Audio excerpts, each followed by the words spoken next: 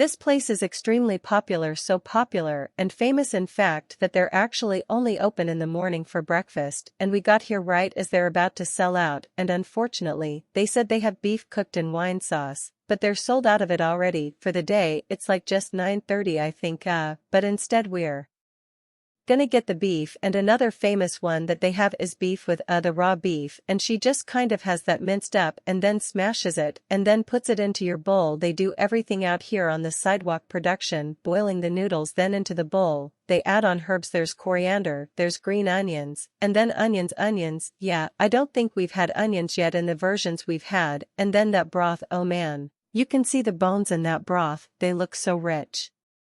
While we're waiting for our pho, we can continue with the story of and then how it spread throughout Vietnam and how it spread throughout the world.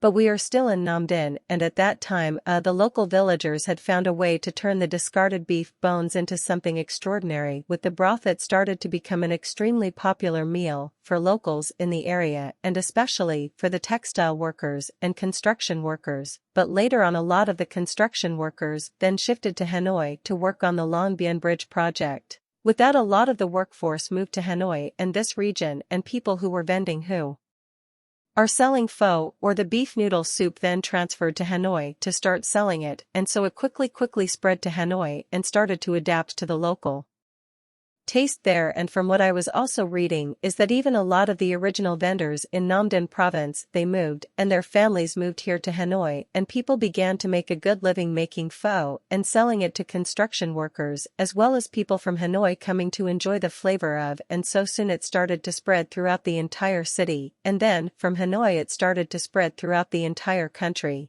to the south to the central regions of Vietnam. While the original version is still from Nam Dinh province, people do say that the original taste is also from Hanoi because so many of the families from Nam Dinh moved and relocated to Hanoi. But there's still more to the story which you're not going to want to miss. But let's try this amazing bowl of pho first.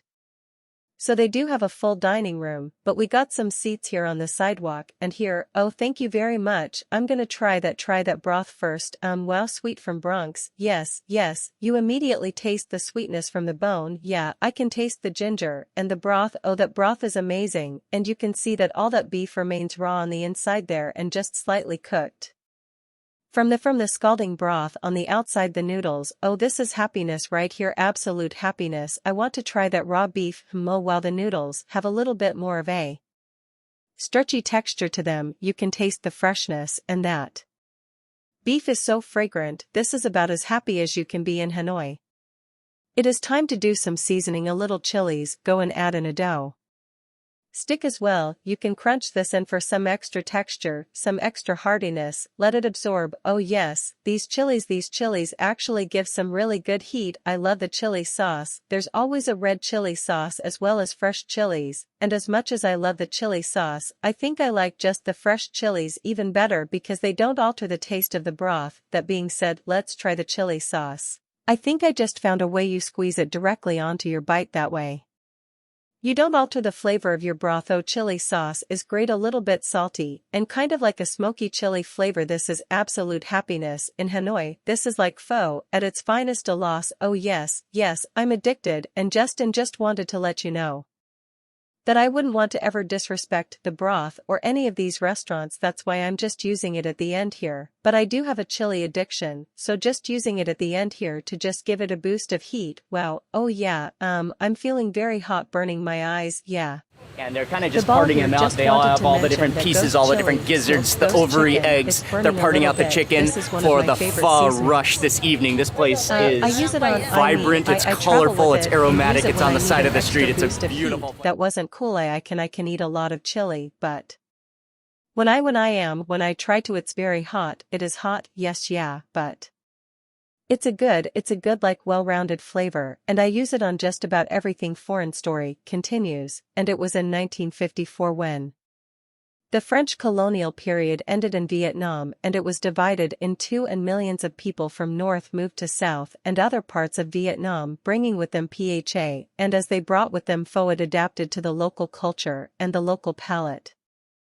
and changed in flavor, and so that's why there's so many different versions and so many different tastes of that you can find. For instance, in Saigon you'll find that the pho is often a little sweeter, maybe a little more robust, uses more spices, maybe more herbs and toppings that you can add in, and more seasonings, whereas in Hanoi it still remains more pure and more about strictly about that broth and the just natural flavor of those beef bones. But let's continue to the next place. So apparently it was in 1939, I think.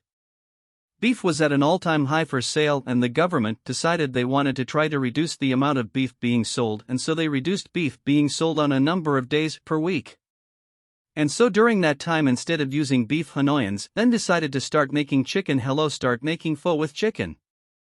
We are the middle of Ocean Street in Hanoi, and our street name is. And so we're here just as they are opening. Now they open at 5 p.m. in the evening. They have just a pile of the boiled chickens ready to go. And by the way, we're eating, which is chicken fun next, and they're kind of just partying them out. They all have all the different pieces, all the different gizzards. The ovary eggs, they're parting out the chicken for the far rush this evening. This place is vibrant, it's colorful, it's aromatic, it's on the side of the street. It's a beautiful place. I cannot wait to try our first bowl of chicken pho today. In the back there she's boiling the chicken soup, and just like beef, I believe the chicken pho uses only chicken bones and chicken parts and chicken skin to make the broth. And you can see her, there's some blood cubes floating on top, and there's chicken heads bobbing around on the surface. Work for the family. Now are you ready? Yes, sitting down for our first bowl of fagaya chicken. Oh man, and what a setup. They have everything going on. She adds in herb, she adds in that broth. You can see that yellow oil from the chicken skin, and we got it with the full works, the chicken chopped up with the skin with the ovary eggs, which is one of the highlights. It's very attractive. Yes, it is. It's beautiful. I think it's the most beautiful bowl of chicken pho I've ever seen in my life. Oh yeah, I cannot wait to try that broth. Oh my god, oh yo, that's just like pure condensed chicken. Nah, need a shot. It's like the pure flavor of chicken. Yeah, go. For those noodles, now again fresh noodles thought. Whenever you see ovary eggs you have to, or oh yeah, it keeps on coming. Oh, they're all attached. This is one of the highlights. So that's beautiful. It pops like a little balloon. Wow. And rather than being yolky and starchy, it's more silky in texture. Oh wow, some lime leaf. Okay, add some chili addiction. So it's vinegar. Yeah, vinegar infused with garlic. Then this one, oh okay, suggested that we use a little bit of you add on a little bit of garlic vinegar instead of lime juice, because it's more tame. And look at those pieces of, oh yeah, you have to see this chicken, just the quality, the freshness of the chicken that gives it like a boost of citrus. And then also the garlic vinegars, it's not too strong, but it has a really nice garlic like kind of aroma for the whole bowl. Even though I just added in a little bit, try to bite half. Oh the yolk, all you have to see inside, it kind of has this skin that just kind of pops, and then the yolk, it's like a lava chocolate cake on the center, except yolk that just oozes out. It's not well done, because it is the right, oh yeah, it will be dried. Also this is like soft boiled, yeah, oh it's a mix. This is amazing. Yeah, this one, that's one of the highlights of the bowl right there, the ovary eggs. Wow, spectacular. I think this is a part of the chicken I've never eaten before. Chicken uterus. What is it in Vietnamese? You're kind of like crumbles in your mouth. Oh wow, that's our new chicken part for me. Do light thing on the pavement. Yeah, yes, I love it. I love it when you go in Hanoi, travel in Hanoi. A lot of people are eating on the peppermint. Here's a traditional of Hanoi. Oh really? Okay, the blood jelly. Yeah, very juicy. Yeah, oh yeah. Foreign. As we walk to the final and the last restaurant, I guess there's just kind of one more piece, that of the history, that I want to share with you, and that is that after the end of the Vietnam War, many Vietnamese, especially from the south, moved to the United States and then additionally Vietnamese have moved around the world and to France, each bringing with them their recipe for pho, and often opening restaurants also serving pho, and so that's how also the spread of has reached around the world. It's become a global food, one of the most famous, one of the most widespread popular Vietnamese foods, and I think it really is a dish that everybody can enjoy, every age group, every generation, and it's a flavor that so many people can appreciate. And that's truly why it really is one of the greatest Vietnamese foods. Where are we now? Yeah, we are staying at a London Street, London, and within the second chicken pho, and so this place is especially known for dry pho. I think maybe soup is served on the side, we'll see, but anyways, they have seating over here on this side, but then the actual restaurant is over on this side, down that alley right there, and I think we're gonna have a chance to go see it. Yes, yeah. This is the alley into chicken pho paradise. Oh, I love it. Okay, I think it's cabbage. Incredible jaw-dropping setup of chicken. Carved perfectly, the breast, the thigh meat, the wings, the ovary eggs, and the organs of course, and they have a couple of different things. You can get it with noodles and the dry noodle chicken pho, but with the sauces. But then they also have a cabbage salad with mint and some other things as well. It all looks incredible. So we have a blanched or poached chicken, we have all of the organs in a soup, we have the chicken feet, jelly chicken feet, which have been deboned, and then we have the cabbage salad. Okay. Cabbage salad. Wow, it's so crispy and so refreshing. And it literally is a perfect balance of sweet and sour. I've never had cabbage that melts in my mouth before. Okay, well, that's quite a luxury, the chicken already. Oh, it's so good. Oh, the flavor of the lime leaf in there. Also, this one, the lime leaf, gives it an incredible, that incredible fragrance and that texture. Oh, it's just gelatinous, and you feel kind of like that bumpy texture of the chicken feet. And then a lot of cheering. All right, yes. Thank you. Good, you stir that about around. This is the boiled bar blanched chicken and it's been deboned. Also, this place is incredible. It's like boneless luxury here. Oh wow. The texture of the chicken, it has so much like flavor that comes out with every chew. You have that fragrance of the lime leaf. The skin is just gelatinous and has so much flavor, and the deboning technique, what a genius move. Green onions with the chicken and with the mint. That chicken incredible. Oh yes, it's very decent. Oh, thank you. Thank you. It's such a silky texture. Whoa, you're just gonna, you could definitely, it would definitely bounce. They're so tasty, unbelievable. This is a sensational, another sensational meal today. We've got all the organs in here, but here we go. Liver, that's a huge piece of liver. So creamy, such a condensed flavor of chicken. Oh, here it is, the faux special. So we've come to our final bowl of fun. This is something totally different, totally unique, a dryfa soup on the side.